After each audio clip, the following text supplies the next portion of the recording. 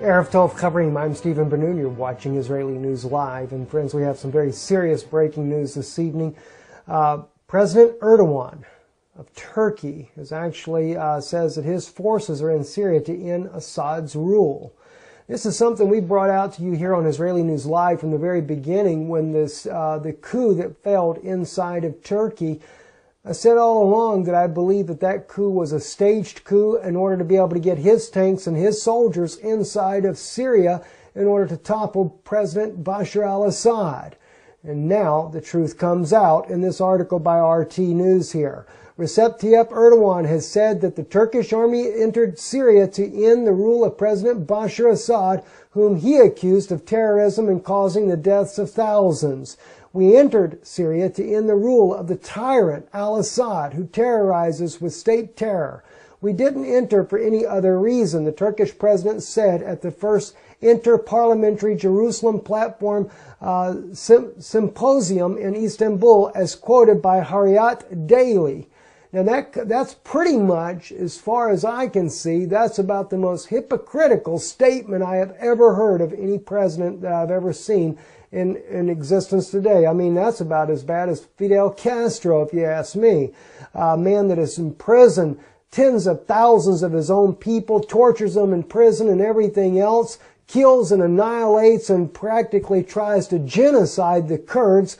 He genocided the Armenians in the war back years ago. And of course, he wasn't in leadership at that time, but today he is involved in the genocide of the Kurdish people as well. Now, my question is will Russia intervene for Bashar al-Assad now that Recep Erdoğan has made it clear his ambition is to topple Bashar al-Assad? He said, I am there to help the Free Syrian Army. Well, in that case, he's helping them, ISIS, al-Nusra, al-Qaeda, and every other thug terrorist group that there is in the nation.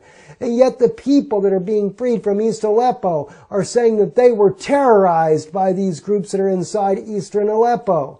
So the question is what will President Putin do now that he sees that Erdogan is not there for his friend Bashar al-Assad? And now, turning our focus as well with Israel, we know that Israel, sirens have gone off over in the Golan once again. That's been kind of a tit for tat here in the last couple of days. According to the Israeli government, ISIS targeted some of its own men inside of the Golan, so Israel responded with airstrikes on ISIS positions. And now they have also sent mortar shells or rockets back inside of Israel early this morning before daylight.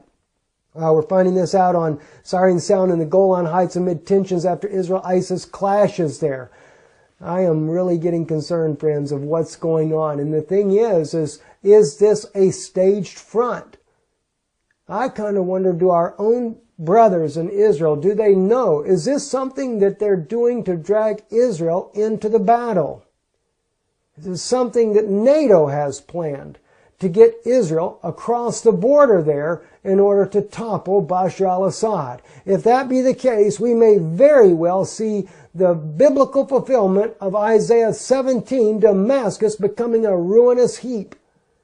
But keep in mind, my Israeli brothers and sisters, I don't think this is what God wants you to do. I really don't. When I look at this whole scenario right here that's going on over in Syria, although I do know clearly it is prophetically prophesied these things would happen, but I just don't feel like this is what we need to be involved in. So we'll have to see. With the announcement of Erdogan here, with the clashes with Israel, and I do believe that Israel has every right to defend itself against ISIS over its border, but it seems very suspect to me that the clashes are happening at the same time that Erdogan says that he's there to topple Bashar al-Assad. And not only he does that at the first Inter-Parliamentary Jerusalem Platform is when he takes advantage of saying this.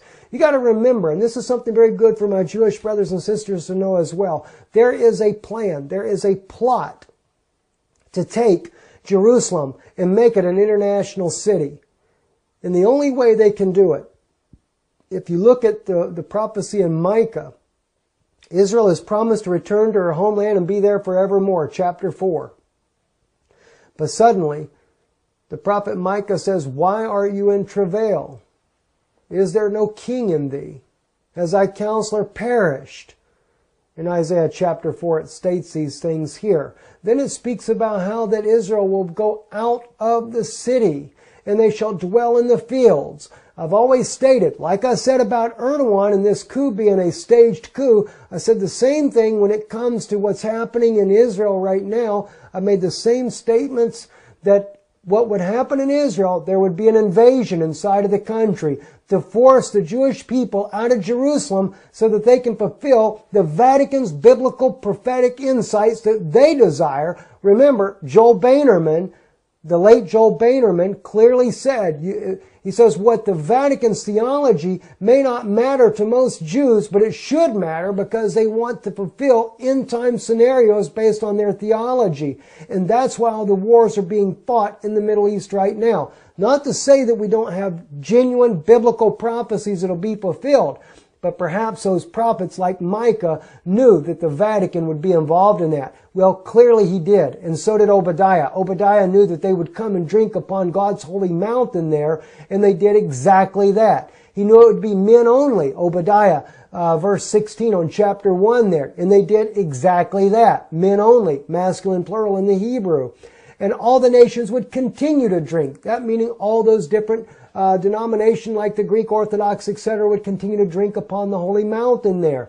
That's expected to happen as well. But then judgment will turn and come against the Mount of Esau. But then again, the Vatican would like to see that happen too because they want to move their headquarters over to Jerusalem. And so the stage is being set. The coup in Turkey was staged in order for Erdogan to get the backing and trust of Putin to get his troops and forces over into the country. And who knows? Maybe Bashar al Assad has been sold out by Putin as well. I certainly hope not, and I'm sure we'll find that out soon enough. I hope that President Bashar al Assad and President Putin really do have a good relation. But what's going to happen next? It's a setup.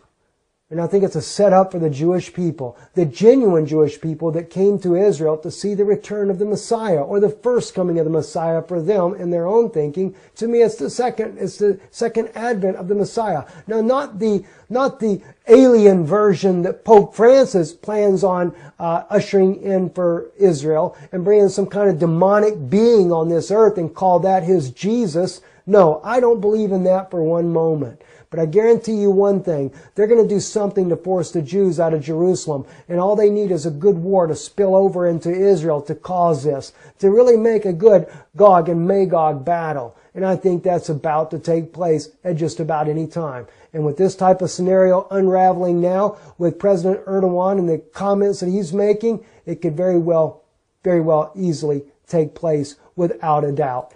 Oh my gosh. Anyway, Prime Minister Netanyahu's defense minister speaks of ISIS on Syria-Israel border following the attempt of the attack of the IDF soldiers on the Golan Heights. And of course, he makes in the statement here that he would do whatever it takes to defend Israel against ISIS and that front opening up there. But again, as I state, I do believe that this may be a staged event as well. Something they're doing to try to drag Israel into the battle. And it could be totally unawares to Prime Minister Netanyahu. I pray to God that he is not aware of it and that it's only a staged thing. But I guarantee you one thing. I'm sure Barack Hussein Obama does know about it. Because that's only the plan. Because he's a good boy for the Vatican, a good Roman soldier to fight their wars for them. Anyway, very sick, guys. I apologize. I got a bad headache from a serious sinus infection, so falling a little bit behind here. We will be back and running again tomorrow, so do pray for me and try to get more information out to you as these things unravel. Again, we know also, too, quickly to mention to you the fires, as I said earlier, burning up in Tennessee, still burning in Israel as well. The fires are burning like nuts over there. And we are seeing all kinds of serious issues. I have another thing I want to share with you as well that got sent to me. Britain, back on, I think, the 17th of, let me just pull this up for you. I'm going to have to kind of do this very crudely because the headache on me right now has been so bad from this sinus thing here that I've got. but I want to share something with you here. This is independent.co.uk. All right, now I'm going to share this with you guys here so you can see this here. All right, just so you can see that there, I wanted you to be able to see. Let me get you a little bit closer there. All right, now I won't be able to put the link in because I just can't do it right now, but I will try. I'll be coming back to this story. The Snoopers Charter passed into law this week. Say goodbye to your privacy. It was a very subtle bill that slipped through the Parliament in the UK, and it says the fact that you're on this website is potentially state knowledge. Service providers must now store details of everything you do online for 12 months and make it accessible to dozens of public authorities. This week, a law was passed. Now, when they say this week, I think this was November 19th, November 19th, so it's about a week old. I was unaware of it. It says this week a law was passed that silently rips privacy from the modern world. It is called the Investigatory Powers Act. If you want to look it up, Investigatory Powers Act. Under the guise of counterterrorism, the British state has achieved totalitarian style surveillance powers, the most intrusive system of any democracy in history. It now has the ability to indiscriminately hack, intercept, record, monitor the communications of internet use of the entire population. The hundreds of chilling mass surveillance programs revealed by Edward Snowden in 2013 were, we assumed, the result of the failure of democratic process. Snowden's bravery finally gave Parliament and public the opportunity to scrutinize this intrusive scale spying and bring state back into check. But unfortunately, it's not doing much good in Britain. I'm sure that's going to go across the span around the world. So much for privacy. Welcome to the New World Order. I'm just waiting for the Pope of Rome to give you his demon Antichrist to say that this is the Savior bringing in peace. Peace and safety when there is no peace. I'm Stephen Benoon. You're watching Israeli News Live. Talk.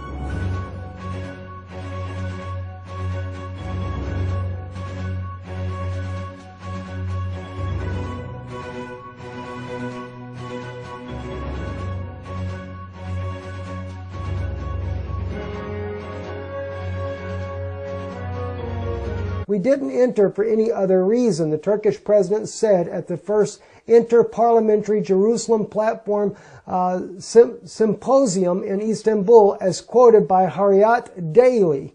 Now that's pretty much, as far as I can see, that's about the most hypocritical statement I have ever heard of any president that I've ever seen in existence today. I mean, that's about as bad as Fidel Castro. Very serious breaking news this evening.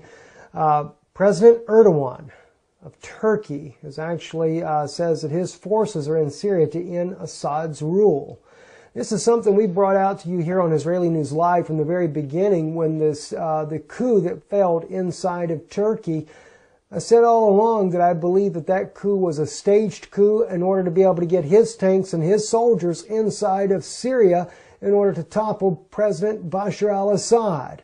And now the truth comes out in this article by RT News here. Recep Erdoğan has said that the Turkish army entered Syria to end the rule of President Bashar Assad, whom he accused of terrorism and causing the deaths of thousands. We entered Syria to end the rule of the tyrant al Assad, who terrorizes with state terror.